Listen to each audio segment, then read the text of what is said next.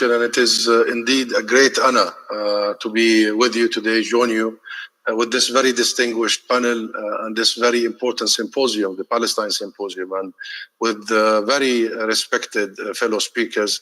Greetings to Mike and to Jeff and to all our friends there. And allow me to thank you and the faculty, the professors, the management, the team at the Ibn Khaldun University for putting together this vital and timely forum. And as you all know, and I've been following some of the previous speakers, the situation in Palestine is horrific in every sense.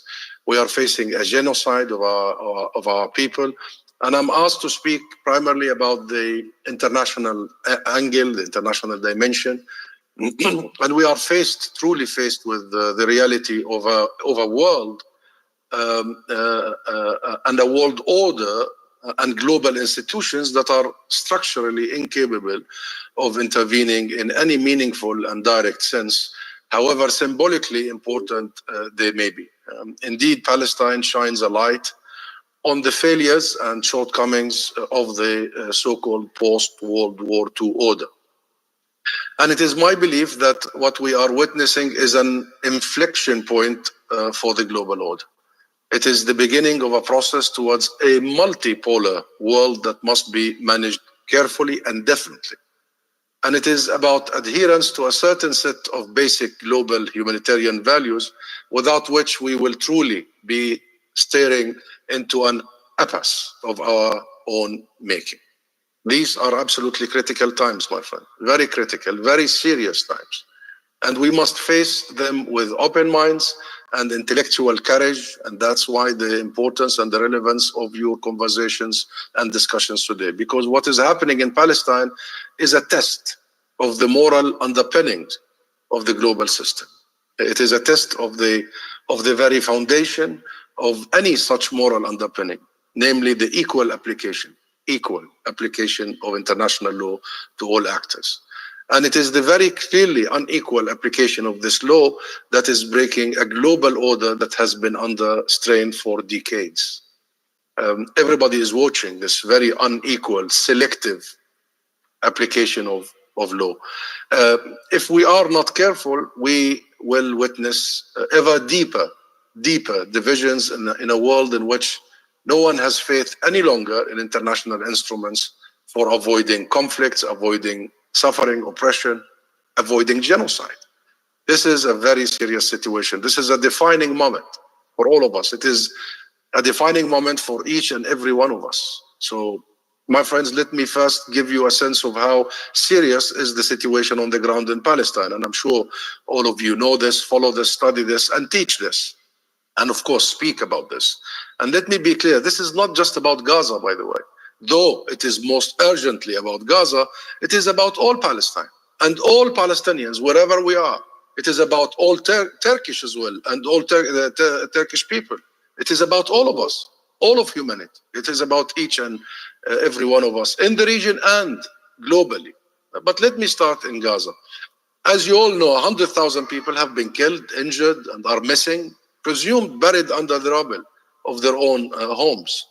Of the nearly 30,000 confirmed killed, 12,000 are children. An estimated 70% of the victims are women and children. 1.7 million people, some 3/4 of the entire population in Gaza, have been displaced, most of them south to Rafah, city of my birth, by the way, on the borders, the very south of Gaza, on the borders with Egypt. Israel ordered their displacement, claiming they would go to safe zones, but nothing is safe in Gaza, as you all know, and Israel is now threatening a ground assault on Rafah, where 1.4 million out of Gaza's 2.3 million people are located. These 1.4 million people are facing the multiple threats of an Israeli ground operation into an area with a population density of around 16,000 people per square kilometer. 16,000 per square kilometer, and starvation and infectious diseases is spreading among the population in Rafah. The destruction wrought by the Israeli military has not only been comprehensive, it has clearly been aimed at rendering Gaza unlivable, lifeless, And by the way, many are saying, oh, Israel doesn't have a plan. Israel lacks a military plan. They haven't achieved anything so far. Israel doesn't have a political plan. They're wrong. Israel has a plan, and they have executed their plan. And the plan is this: make Gaza unlivable, make Gaza lifeless, push people all the way to the south, prepare for the final push for a mass expulsion. This is the plan. It follows a blueprint. They know how to do it. They did it 76 years ago, and they are doing it the same way. So my distinguished guests and audience, the situation in the West Bank is completely at a tipping point. Tipping point. The Israeli military has launched a number of deadly incursions, killings, and there are hundreds in the West Bank, at least since October 7th, that have been killed by Israel. Thousands have been arrested. 7,000 have been arrested in the West Bank, all held in administrative detention without charge or trial. Armed by the government and under military protection, settlers, illegal colonial settlers, have gone on the rampages across the West Bank on a regular basis. 16 villages in the West Bank have been completely depopulated as a result. More than 1,000 people have been displaced. I'm talking about the West Bank, by the way. These numbers may pale in comparison to the horrors in Gaza, of course, but they point to the same motivation, the same plan, the same policies, and the same end game that Israel has for all of us, not just in Gaza. Israel is engaged in a genocide against the Palestinian people everywhere. And we must keep saying this. It's a genocide against the Palestinian people everywhere. Of course, it's most intense in Gaza, but it is genocide everywhere. It appears to be aiming, as senior Israeli officials have been clearly saying. This is not a secret. It's in the public record. At another round of massive ethnic cleansing of Palestine, of Palestine's indigenous people from their land. This is what they're saying. This is another round. And let us not forget that Israel was founded on ethnic cleansing. So they know how to do it. The 1947-49 Nakba resulted in the displacement of 2/3 of the Palestinian people, including my own parents, grandparents, family. And that's why I, among millions of Palestinians, I was born in a refugee camp in Rafah. They have never been allowed to return. We have never been allowed to return. And though the right of return of refugees is enshrined in international law, as you all know, Israel has never acknowledged that right for the Palestinian refugees. On the contrary, and that's what they are planning to do again, it created legislations, laws to legalize the theft of our properties, our homes, our farms, and the confiscation of these properties and lands as early as 1951. And it was then what they have done, as it was then, so it is now. It is now. So nothing is different. And make no mistake, my friends, Israel hasn't forcibly displaced nearly 2 million people south in order to keep them safe.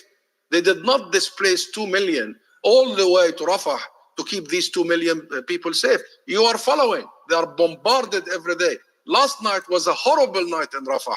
Hundreds were slain and slaughtered in Rafah. They did not push them south to keep them safe. It has done so in order, as some of the very senior politicians like Avi Dichter, a member of the Israeli Security Cabinet, stated as far back as November to implement a Gaza Nakba. That's what he said. And therefore, this is not a second Nakba only, according to the Israeli terminology. This is an ongoing Nakba. An ongoing Nakba for the last 76 years, unabated, unhinged. And we have plenty of examples of the genocidal language of Israeli leaders since October 7th, from the very top down, from Netanyahu and the president of Israel, down to members of the parliament, the Knesset, from generals to soldiers, and from journalists to talk shows hosts. And we follow some of the talk show hosts. Unbelievable what we hear. We have seen precisely what Israel has done on the ground. And all of you have seen that. Word and deed, by word and by deed, they did it, and they are doing it in front of the eyes of the world. So Israel has made the case easy for the International Court of Justice. And while the ICJ has ruled as plausible South Africa's meticulous case of genocide before them, allow me to cut a small corner here. This is genocide in word and deed. It is already a genocide. regardless of what happens now, regardless of what happens later, what took place over the last 4.5 months is genocide.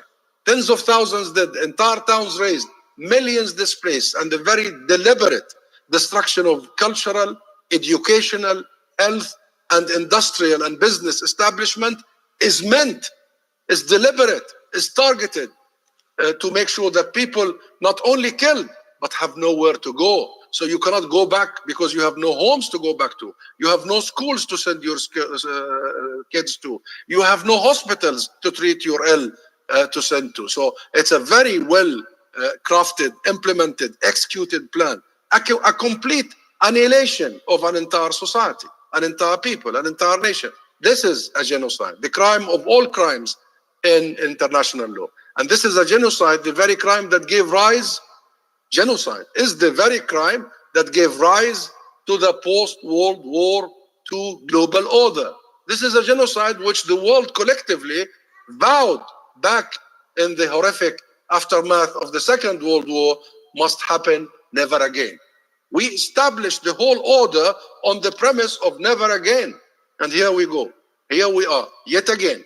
So my friends, in spite of the overwhelming evidence, in spite of the fact that the entire world is watching this horror unfold live on your phones, your screens, your computers, in spite of the ICJ ruling, in spite of the repeated warnings of every human rights group, every medical rights group, every UN institution, Israel is continuing with its mass violence with impunity. Impunity.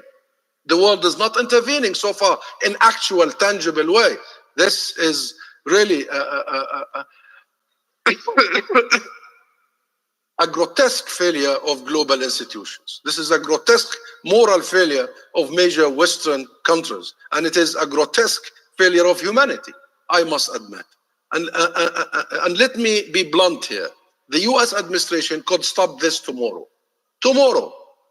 All it needs to do is end munitions, supplies, weapons, arms, and its financial support to Israel. Israel lives on these weapons, on these bombs provided by the US, on the financial help, not only to Israel, but to the Israeli colonial settlement expansion.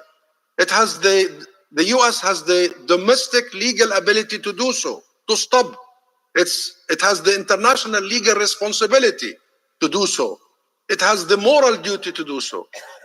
That it doesn't makes the US administration complicit in the genocide against our people. It makes every single country, not just the US, every single country that has not clearly called for an immediate and permanent ceasefire and has not yet taken appropriate action, such as ending arms trade, complicit. But it also points to a fundamental flaw in the international system, my friends. It is up to the nature of the US Congress and administration rather than the overwhelming majority of the world's countries. We have allowed only a handful of US Congress people to overtake and overwhelm the majority of the world's countries to put an end to a genocide. And you all have seen the US veto only a couple of days ago. That was the third, fourth, we even lost count of how many the US has used the veto power to obstruct international calls for an immediate permanent ceasefire. So the international system isn't working. It's not working. It is not an international system anymore. It isn't an international system. It is merely a structure that can be used and abused by the world's most powerful countries at their behest, at their will. And it is therefore open to abuse by special interests, because it's not just countries now. It's a very special interest, small groups within these countries like the US. If those special interests can capture the mechanisms of power in a handful of powerful countries, we're done. We don't have an international system. If that is the case, what is the point? What is the point of international law? What kind of legal system is a system that is entirely at the mercy of individual politicians and their backers? And you all have followed the UK Parliament only a couple of days ago, 2 days ago. You all have seen what happened there. Politicians placing their own careers before their own responsibilities and the responsibility of their country in international law.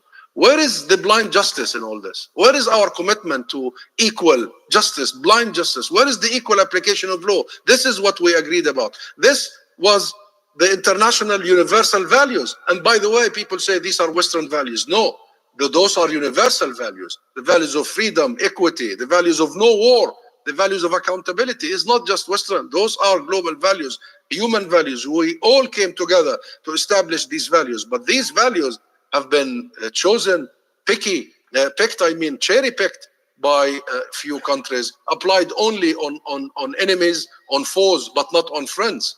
So this week, for the third time, and now I remember it is the third time, in a fourth month, in 4 months, the US used the veto power in the UN Security Council to shield Israel, to enable Israel to continue the genocide we have described and you all talked about. It was the only country to vote. However, the US was the only country to vote against the ceasefire resolution. Even the UK abstained.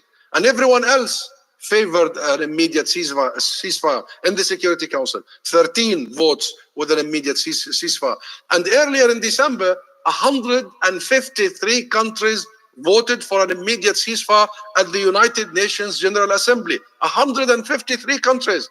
Just 10 of them voted against. And by the way, most of the 10 are small islands.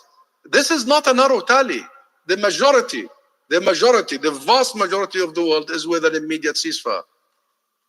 This is not a controversial split decision. This is a clear case of a powerful minority holding back the will of the overwhelming majority of us, all of us, of the world, of 153 countries.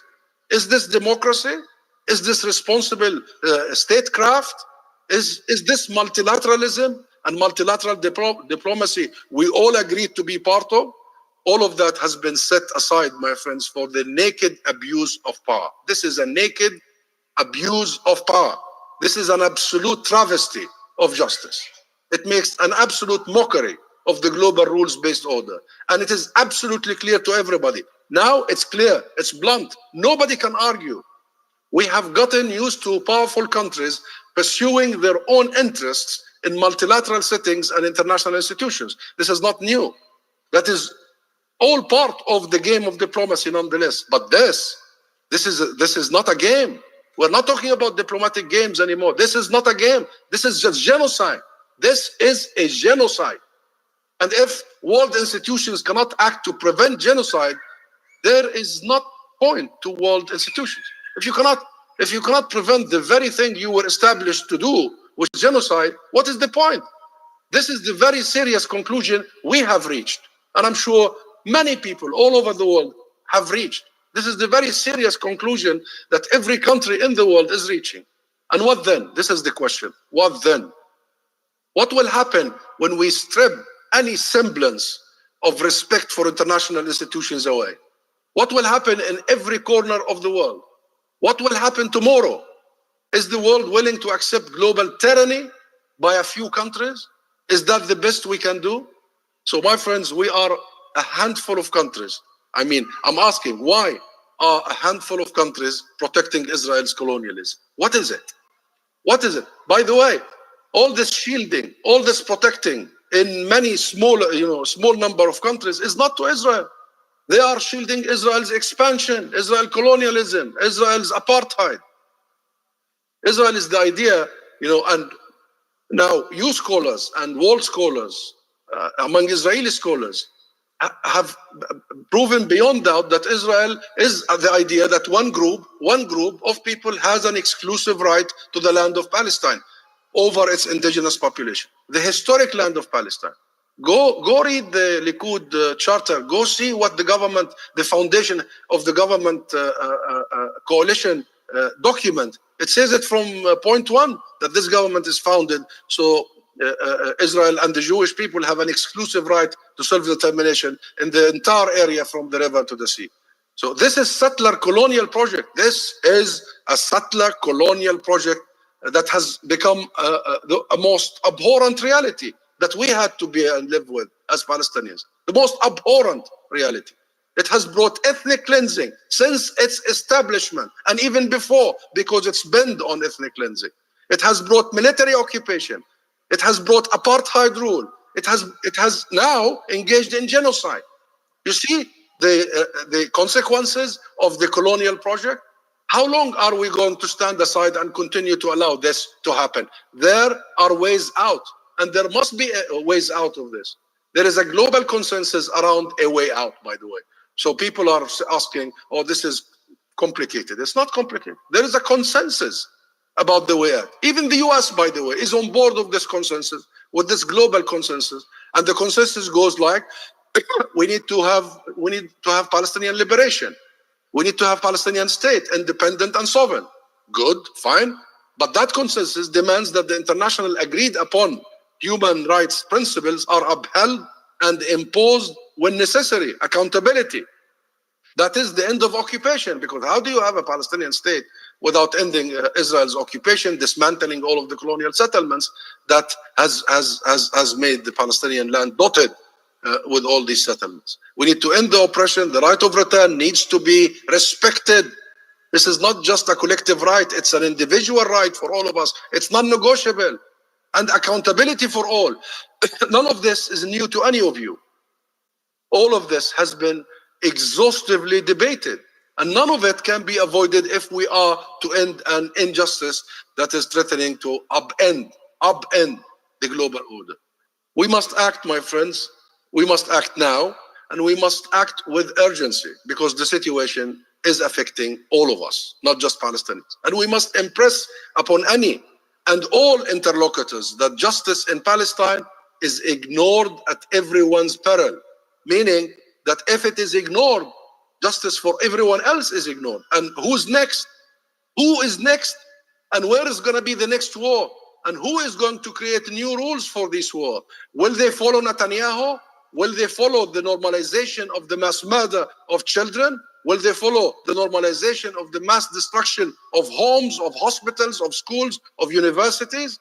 Israel has destroyed 75% of Gaza's schools. It has destroyed and bombed all of Gaza's universities. Will next war somewhere else follow the same rules? So this is very serious, and it concerns all of us, and us here in this room, academics, scholars, writers, journalists, rights activists, opinion shapers, intellectuals have a duty. We all have a duty to speak out, but also to change things. This is not just about us.